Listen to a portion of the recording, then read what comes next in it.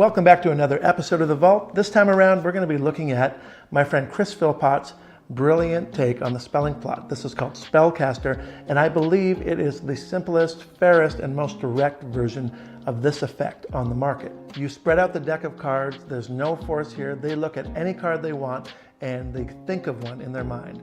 They then scoop up the deck, cut it as many times as they want.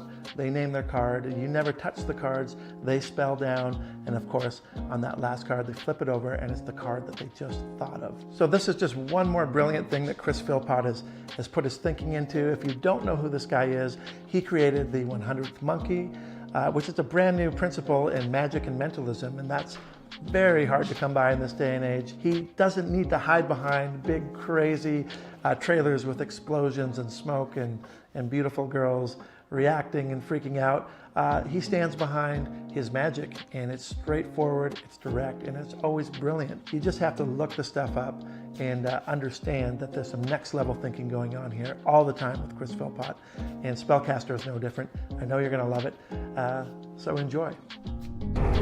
The very language of magic seems to be talking as much about writing or art as it is about supernatural events. A grimoire, for example, the Book of Spells, is simply a fancy way of saying grammar. Indeed, to cast a spell is simply to spell. One of the classic plots of card magic is a card is selected, lost in the deck, and then the magician finds it by spelling the name of the card, dealing out one card for each letter. Now, it's a very common, popular trick, but I love this trick because it actually taps into some really ancient mythologies. The word spell can mean to spell something or a magic spell, and we think of them as completely separate meanings now, but they were one and the same ones. A word like abracadabra, which is Aramaic for I create by speaking, it actually was, they often spelled out that word to unleash its magical powers. Words are incredibly magical. In the ancient world, I think they still are. I mean, you look at creation myths from around the world, so many myths begin the universe itself with a word. And God said, in the beginning was a word.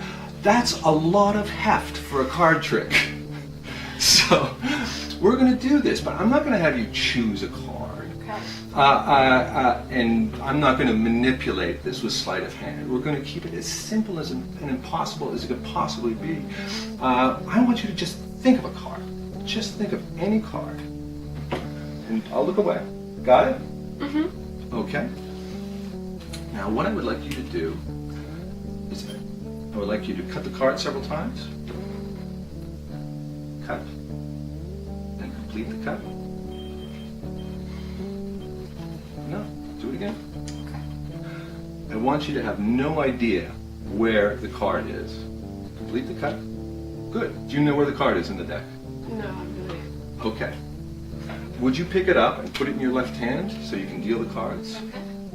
Now, let's just go over this. You've thought of a card. Mm-hmm. 1 of 52. There's no way I could know what card you were thinking of. And you don't know where it is in the deck. No. Okay. We're going to have you spell it out.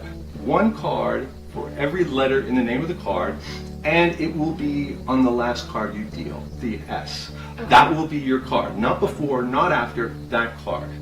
Okay? Okay. Okay, well, what was the name of your card? 2 of Hearts. 2 of Hearts. Okay, so please spell it out. Right there, face up. T. W. O. O. F. H. E. A. R. T. S. That's awesome. Thanks. That's Spellcaster. Thanks, baby. Oh my God, her. Yeah, hi. But she's not a stooge.